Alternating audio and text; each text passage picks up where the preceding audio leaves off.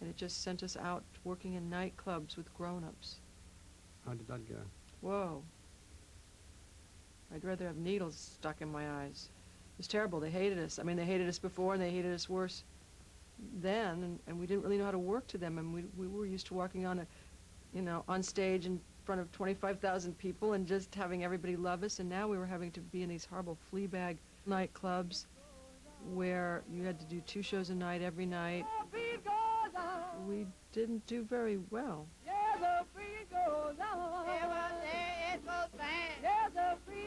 Out of boredom, we started talking to each other, and I started to make jokes to make the band laugh. I mean, we were trying to, there was no sign of life in the audience. And one night, the head of CBS came and saw the show and gave us a summer replacement show, and we got the Sonny and Cher show.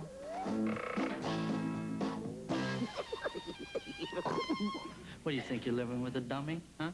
You think you I never said this was living. dummy? It was kind of like Monty Python, but not as sophisticated, but we just did insane sketches, and we had like really famous people come on. Made up exactly in my image. Even the same size. Thank you, Sonny and Cher. It was the #1 variety show for 3-4 years, and they just went sky high. There was no looking back after that. How would you like being married to a section? Terrific, but I'd miss you now and then. Gold! I've got gold nuggets! In this kind of weather, everybody gets cold nuggets. The success of the TV show also revitalized Cher's recording career.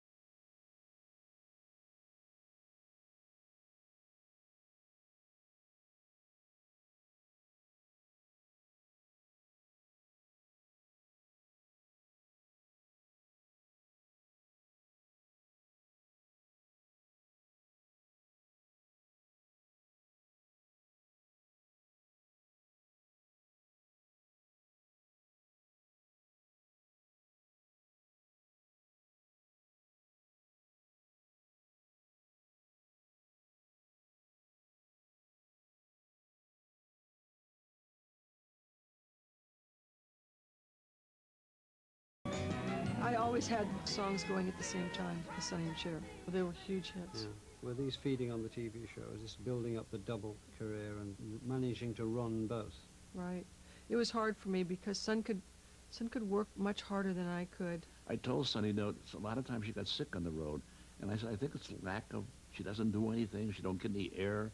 When we weren't doing the TV show, which was really difficult, we were on tour. He just wanted to keep her away from everybody, except come out, do the show, and then that was it.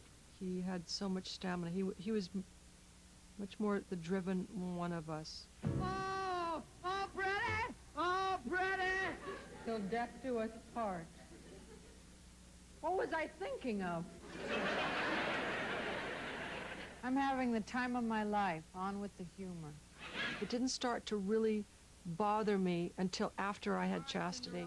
And I thought I was a grown-up then, I was 22, but I still was starting to want to make decisions and not being treated like a child. If she'd ask me certain things about the business or stuff like that, if I told her, then Sonny had a fit. You know nothing about business. I don't care anything about business. It started and kind of ended with a stupid thing. I wanted to learn how to play tennis, and one of our managers told Sonny that there were lots of men at my teacher's house, and Son threw away all my tennis clothes and said, anything that a husband and wife can't do together shouldn't be done. And I said, well, then come and learn how. And he said, I don't want to, I'm not interested.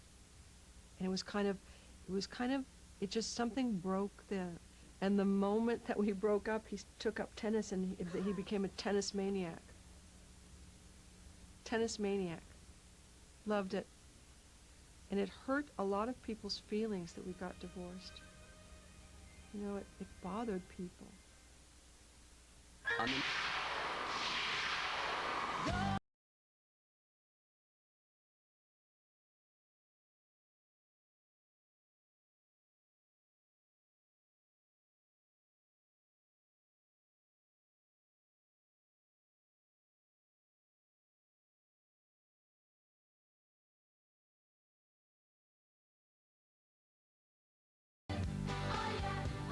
Cher grew up on the West Coast, but never felt part of the 1950s Californian dream.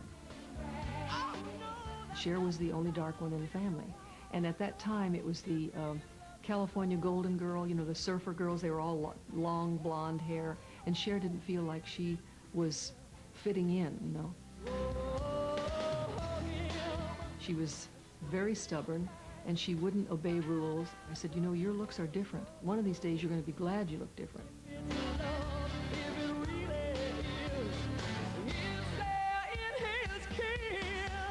Your childhood wasn't particularly conventional. It must have been rather confusing. I mean, your mother married several times, including she married your father 3 times. Yeah, I think so. I didn't meet my father till I was 11.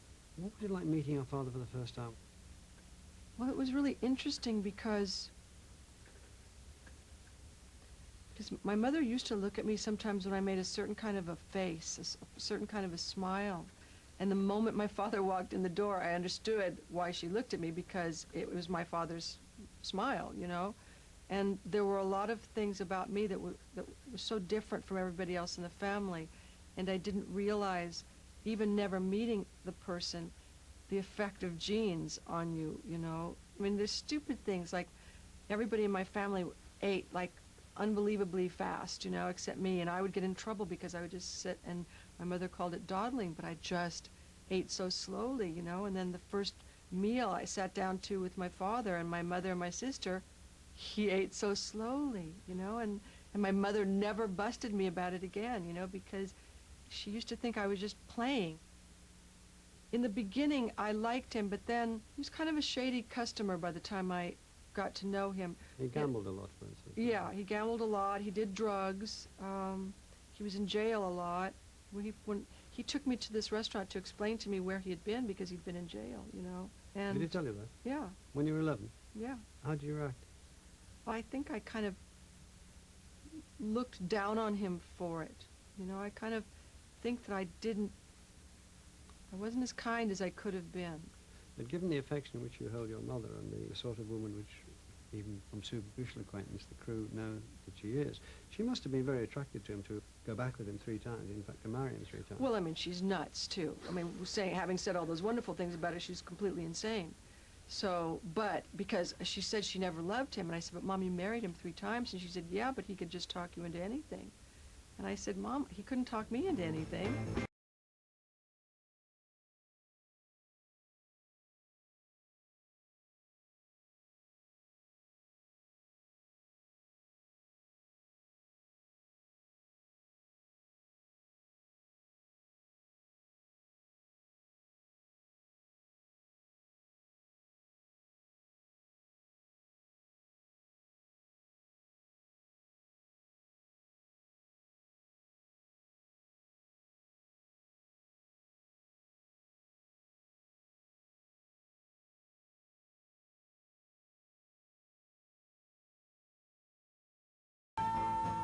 Well, I kept marrying people thinking I was going to find the ideal situation, a husband and a father as well, and I never did, and I kept making one mistake after another. We would move from the little house that we had in the valley to a mansion in Beverly Hills with the biggest pool in Beverly Hills. It wasn't what I thought it was, so we would move back to the little house in the valley. So yes, she knew a lot of different lifestyles. Your mother thinks that out of that particular period of your life, let's say up to 15 or 16, she uses the word pain, and she says that pain is the thing that's driven you since then. Do you see any truth in that? I think that it's like Rapunzel. I spin pain into gold, and negative things in my personality, I just flip them.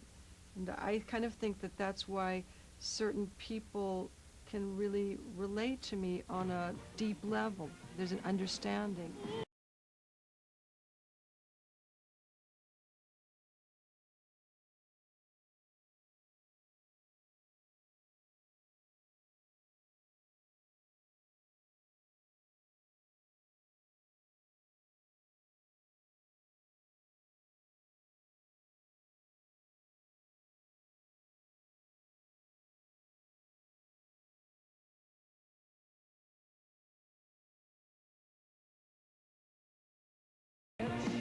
I did so badly in school. I was dyslexic But you didn't know it at the time. Well, no. No.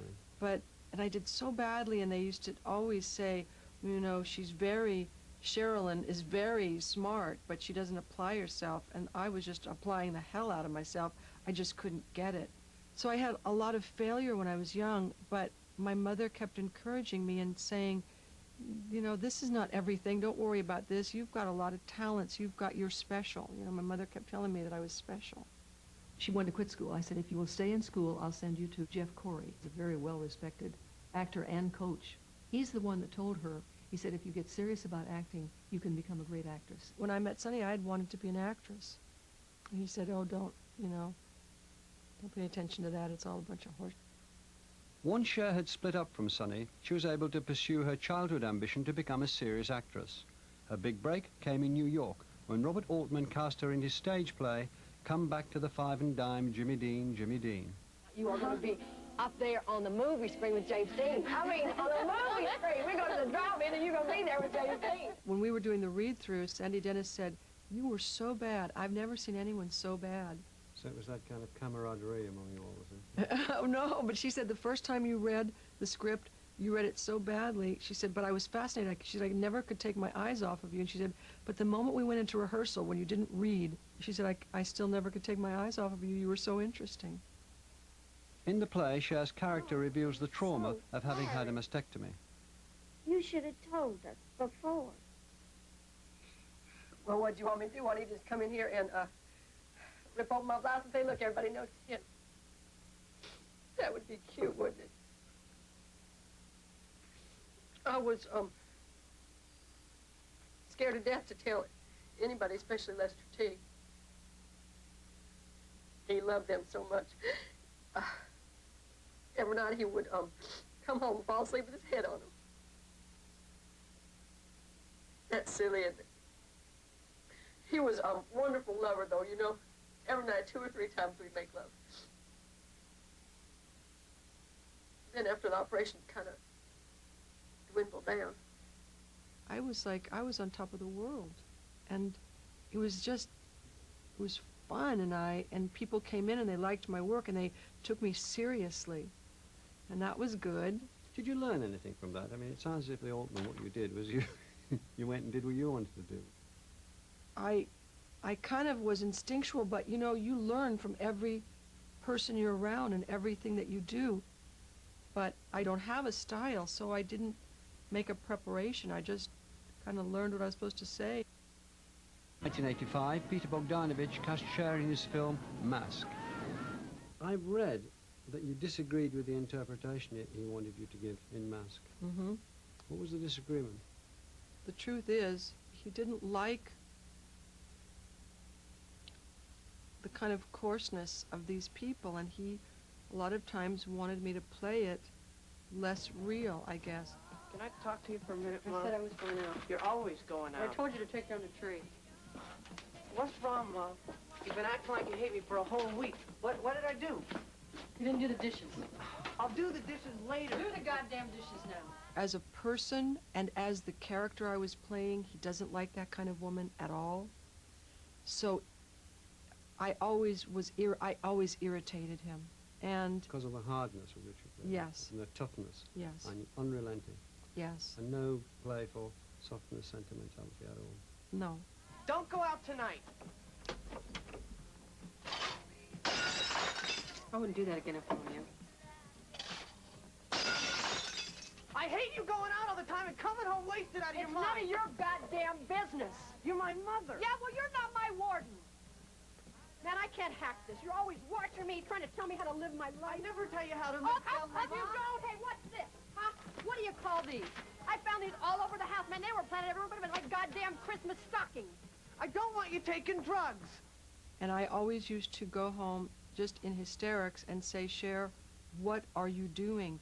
This man has done these movies that you respect.